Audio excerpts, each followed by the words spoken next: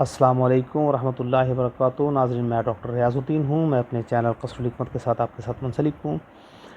ناظرین، ہم نے ایک سیریز شروع کی ہے امراض پیشاب کے حوالے سے۔ یہ تقریباً اس کا لاسٹ لیکچر ہوگا۔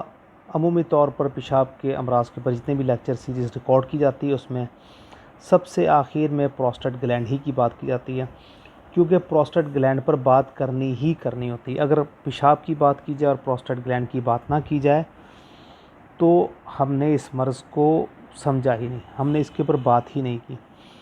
ناظرین، یہ جو مرض ہے پروسٹیٹ گلینڈ کا بڑھ جانا، یعنی کہ بیننگ پروسٹیٹک ہائپرٹرافی، اس بیماری میں پروسٹیٹ گلینڈ اپنے نارمل سائز سے بڑھ کر پھول جاتا ہے، کافی بڑا ہو جاتا ہے۔ اس کی جو وجوہات ہیں اس کی صحیح طرح تو نہیں معلوم، لیکن عموماً بڑھاپے کی وجہ سے بھی یہ مسئلہ ہو سکتا ہے۔ 50 سال کی عمر کے بعد جس میں ٹیسٹوسٹیرون ہارمون کی کمی واقع ہو جاتی ہے جس مرض کا باعث بنتی ہے۔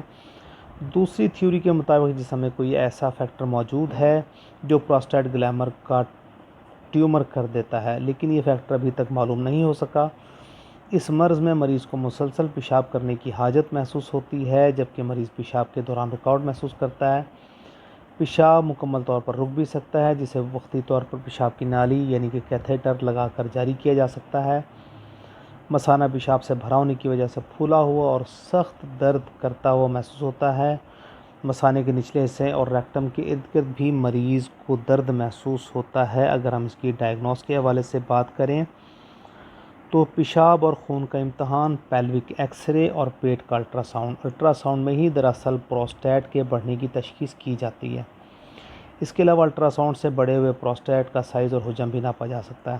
اگر ہم ہومیوپیتھک علاج کے بارے میں بات کریں تو سب سے پہلی دوائی ناظرین ایکونائٹ ہی ہوگی، پروسٹیٹ میں سوزش کی وجہ سے پیشاب میں رکاوٹ۔ ناظرین، اگلی دوائی سیبل سیرولاٹا، یہ اس میں سب سے زیادہ مشہور و معروف دوائی ہے، کئی دفعہ کام کرتی ہے، کئی دفعہ کام نہیں کرتی، لیکن پروسٹیٹ گلینڈ کے اندر سیبل سیرولاٹا کا استعمال نہ کرنا یا اس کو نہ سمجھنا یا اس کو نہ اسٹڈی کرنا یا اس کو کنسیڈر نہ کرنا زیادتی ہوگی۔ پروسٹیٹ بڑھ جانے کے مرض کی پہلی سرتاج دوا ہے، لیکن یہ کئی دفعہ کام نہیں بھی کرتی، اس لیے پھر سیبل سیرولاٹا کو کسی اور دوائی کے ساتھ ملا کر استعمال کروایا جاتا ہے۔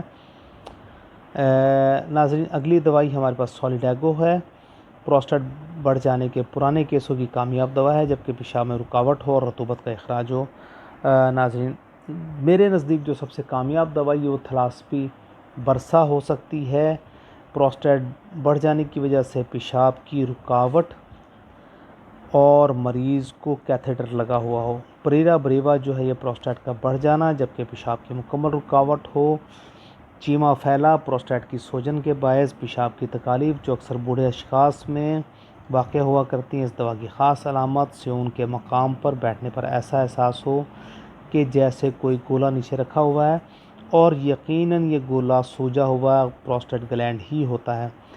دیگر عموماً علامات میں پیشاب میں بہت بڑی مقدار میں لیزدار میوکس ملا ہوتا ہے۔ ناظرین، ہم نے آپ سے بات کی تھی پہلی دوائی کے متعلق کہ سیبل سیرولاٹا اس میں یقینی دوائی کے طور پر استعمال کرائی جاتی ہے، لیکن عام طور پر